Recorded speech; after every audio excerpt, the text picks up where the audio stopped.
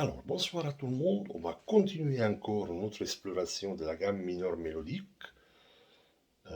Un vrai pilier, on avait dit la dernière fois, un vrai pilier de l'improvisation et de la composition.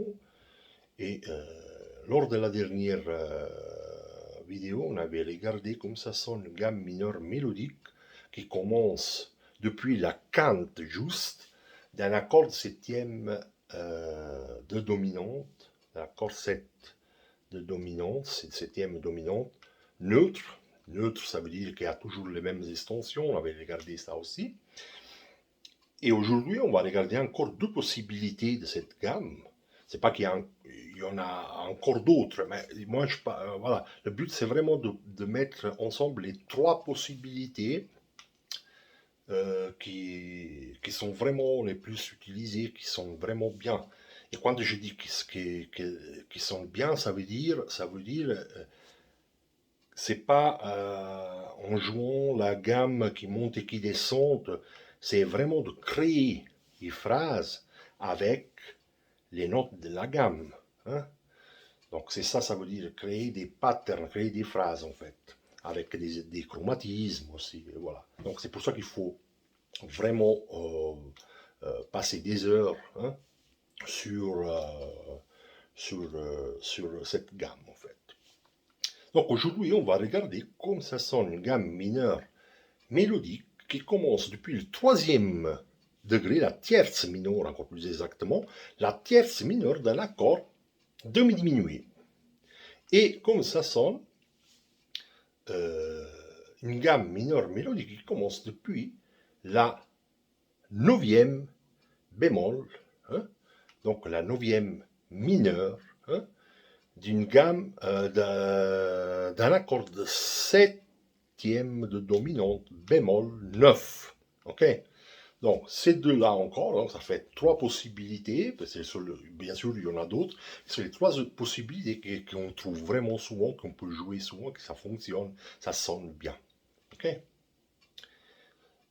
Souvent, si on écoute des gros maîtres de l'harmonie, en fait, ils parlent toujours de gamme super low, crealitian dominante, tous des mots, mais c'est toujours pour indiquer la même chose. Ça veut dire toujours la même, c'est toujours la gamme mineure mélodique qui sonne, oui, d'une façon différente, parce qu'en fait, l'accord la base, en fait, est différente. Donc, la dernière fois, l'accord qu'on avait regardé, c'était facette. Si aujourd'hui, on regarde la même gamme do mineur comme tierce mineure d'un accord de mi diminué, ça veut dire que l'accord que j'ai à la main gauche de mon piano, sur mon backing track, en fait, ça sera à la demi diminué.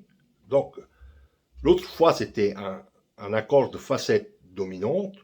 Cette fois, ça sera un La demi-diminué. C'est clair, ça change tout. Même si je garde toujours la même gamme de Do, ça change tout parce qu'en fait, il y a des intervalles qui sont différents. Ok. Donc, je prends par exemple le début de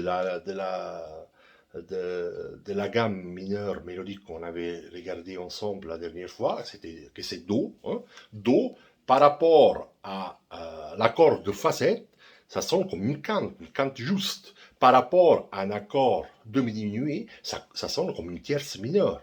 Donc même si je fais toujours la même gamme, Do, Ré, Mi bémol, Fa, Sol, La, Si, Do, c'est clair que chaque note, en fait, ça sonne d'une façon différente par rapport à la dernière fois, le dernier exemple en fait, de cette dominante. Parce qu'il y a des intervalles différents. En fait.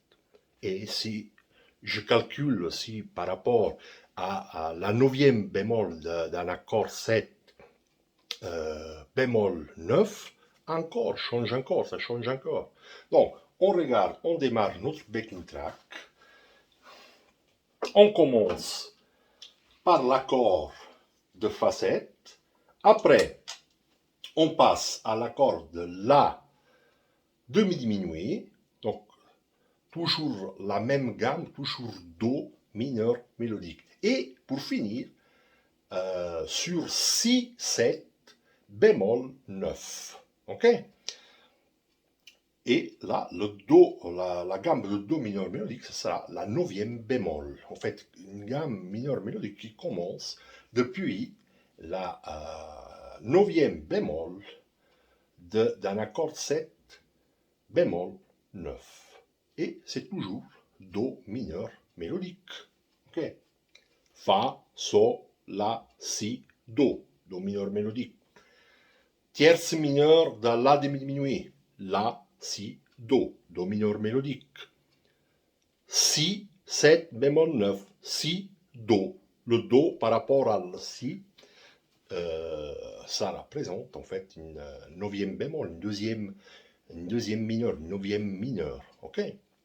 Donc, du coup, on va voir les trois sonorités de cette gamme. On chauffe un tout petit peu, on démarre le backing track.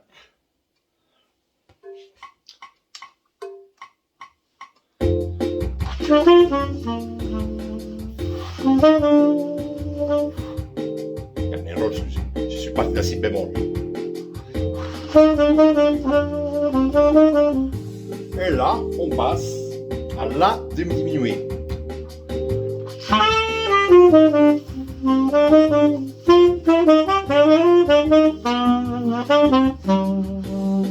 Et là, on va à 6-7.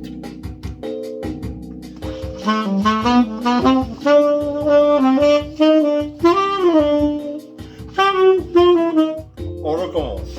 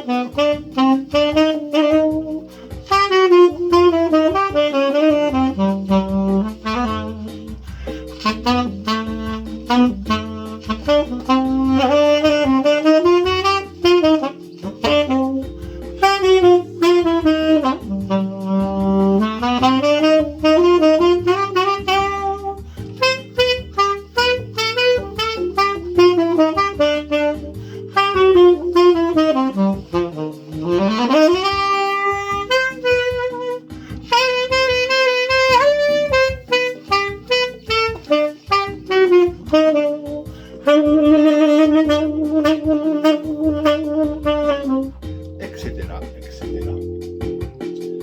Voilà.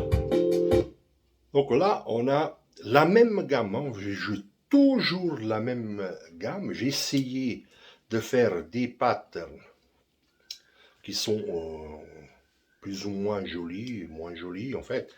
Ça, c'est vraiment personnel.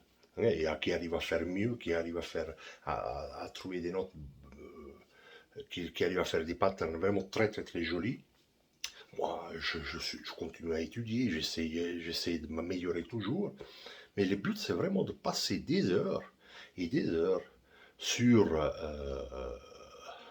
les différentes possibilités. On a regardé trois possibilités de la gamme mineure mélodique.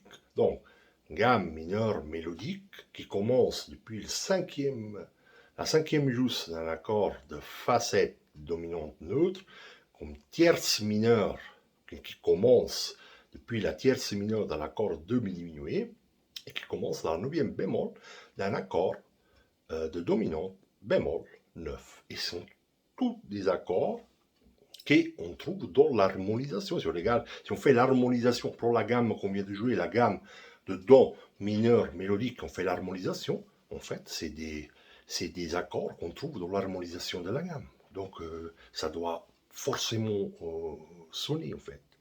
Donc, après, le but, c'est vraiment d'utiliser des chromatismes et de vraiment toucher les intervalles les plus beaux, en fait, ce qu'on aime.